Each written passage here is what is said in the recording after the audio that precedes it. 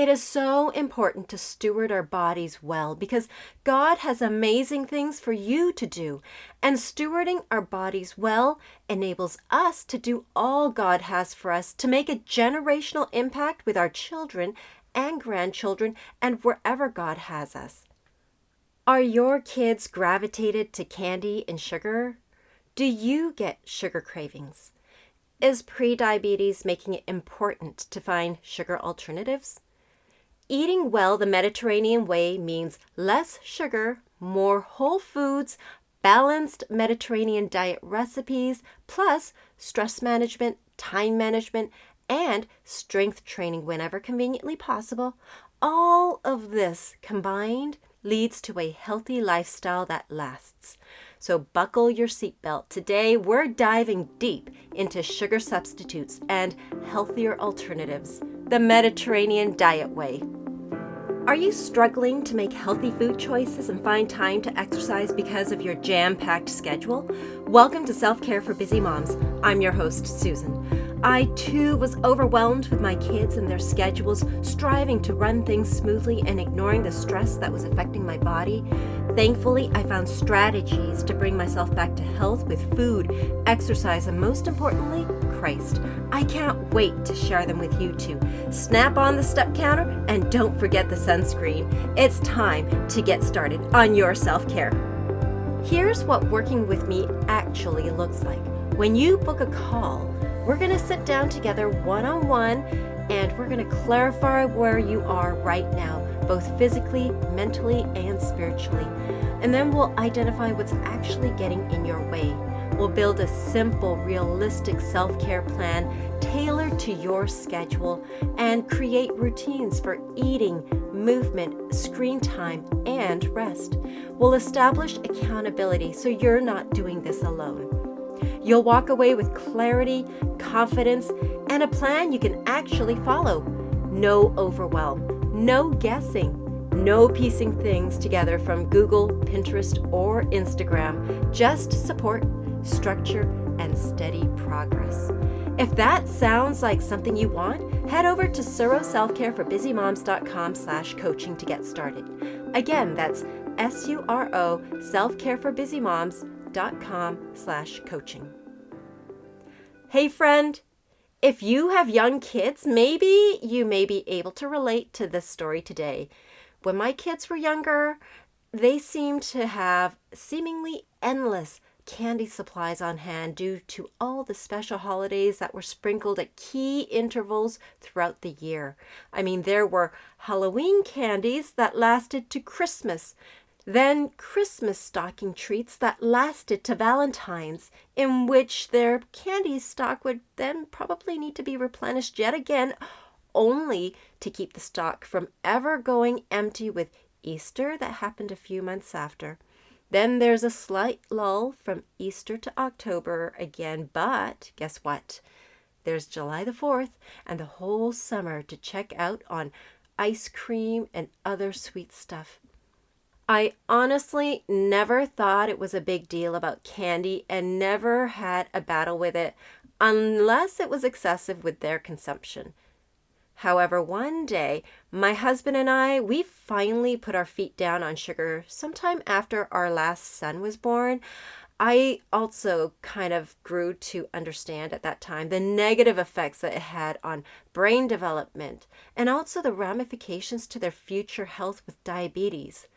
It was a battle for a couple of years with candy and sugar, but nowadays it isn't as hard of a battle since the boys know how we feel about excessive sugar and they're also themselves mindful of their own candy consumption.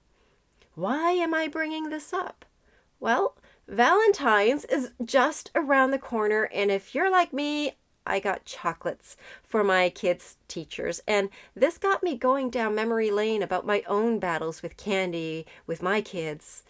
Actually, it wasn't a battle in the physical sense, but more of a battle of changing our family culture and our habit towards sugar. So what's the big deal about sugar? Why do we even want to reduce or severely cut it down? Well, here are 3 clear evidence-based reasons to cut out added sugar. The first reason being that it will give you better blood sugar control. Added sugar causes rapid glucose and insulin spikes, and over time, this increases the risk of insulin resistance, type 2 diabetes, and it also gives energy crashes. So cutting sugar really helps to stabilize energy, and it reduces our cravings. Cutting out added sugar also lowers inflammation and disease risk. So excessive sugar promotes chronic inflammation in our bodies. It's linked to heart disease, fatty liver disease, and metabolic syndrome. So reducing sugar really supports cardiovascular and metabolic health. Reducing added sugar also improves weight and appetite regulation. So sugar, it provides calories, but it provides calories without satiety. It triggers overeating, and it disrupts our hunger hormones.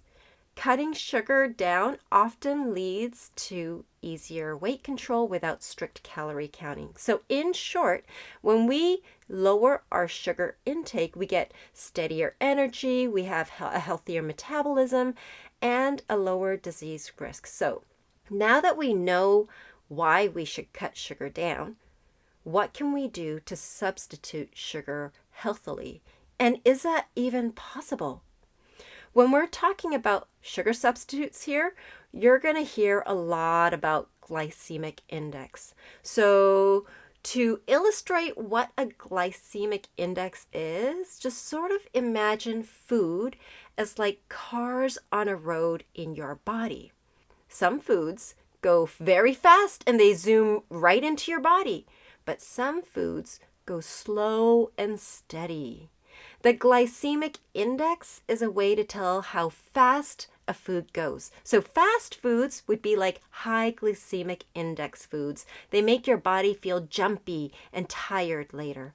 Slow foods would be like low glycemic index foods. That gives you long-lasting energy so you can play longer and do other things. So the glycemic index is really just a number that tells us if a food gives energy fast or slow. Slow and steady foods are usually better for your body. So what are some healthy low glycemic alternatives to sugar? Some options include, and this is like probably the best natural option, and we're going to start from the ones with the lowest impact, stevia. Stevia has a glycemic index of 0. It's plant-derived, very sweet, calorie-free. It's really great for tea, coffee, yogurt. You can choose pure stevia to avoid blends with maltodextrin.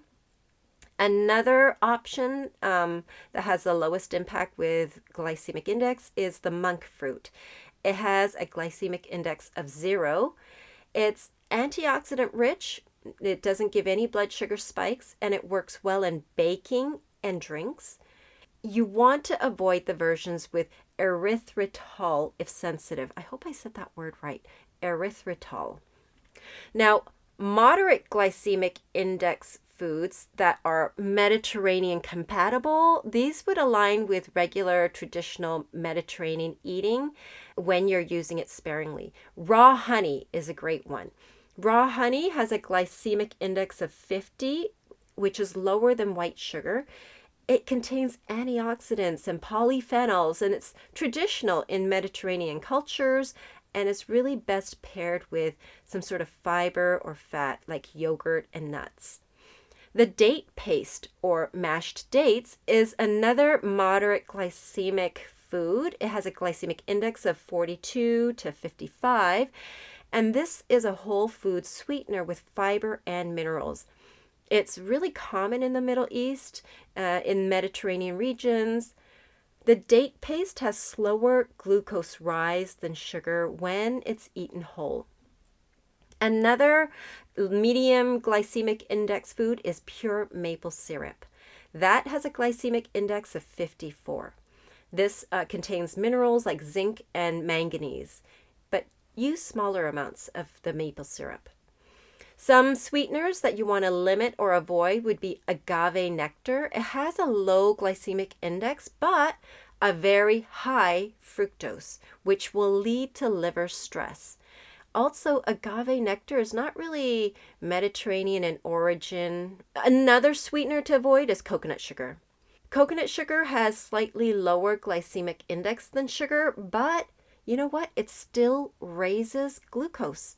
You can use it occasionally, but it's not ideal for blood sugar control.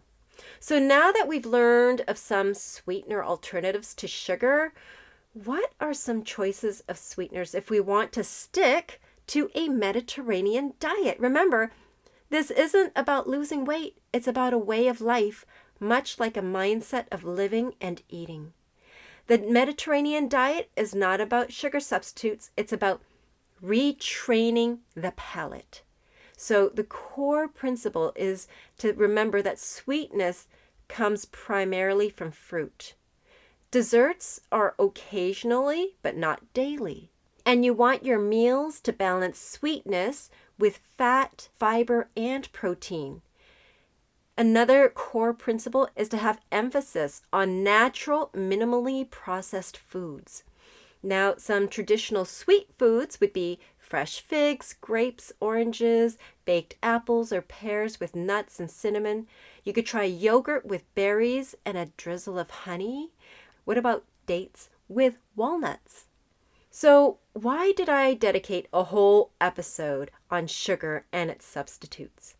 It's because prediabetes and diabetes are so prevalent in our society today, and our kids are starting to show earlier signs of prediabetes.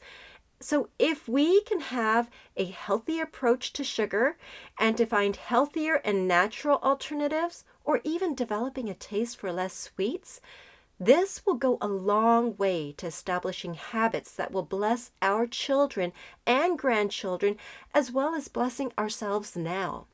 It is so important to steward our bodies well because God has amazing things for you to do, and stewarding our bodies well enables us to do all God has for us to make a generational impact with our children and grandchildren and wherever God has us. So how can you find ways to make easy changes, even if it is a small step at a time, to use low glycemic index sweeteners the Mediterranean way? Some best practices, just to give you some ideas, might be to use sweeteners sparingly. Pair protein with fat. For example, yogurt with nuts. You want to prefer whole food sources over extracts and avoid daily reliance on sugar substitutes. Some example of swaps would be like, instead of sugar in coffee, maybe you want to put in a pinch of stevia or cinnamon. For dessert, what about some Greek yogurt and berries with crushed pistachios? Now, if you're going to do some baking, why don't you try baking with date paste or monk fruit in small amounts? So the most Mediterranean approach to sugar would be less sweetness overall.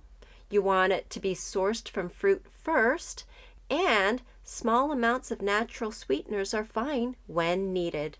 So if any of this resonated with you and you want to find a way to get some support for your health, head over to suroselfcareforbusymoms.com/coaching. Again, that's SURO selfcareforbusymoms.com/coaching. Working with me means a one-on-one call where we clarify where you are, identify what's holding you back, and create a simple, realistic self-care plan tailored to your life. You'll leave with clarity, confidence, supportive routines, and accountability. No overwhelm, no guesswork, just steady progress. God bless you, sister. Hey, Mama.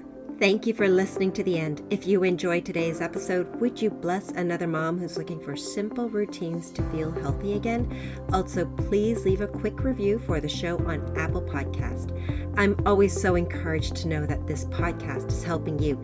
Together, we can encourage one another for long-term strength and health because it matters to our families and for future generations to come. Just a reminder that I am not a substitute for medical advice. God bless you.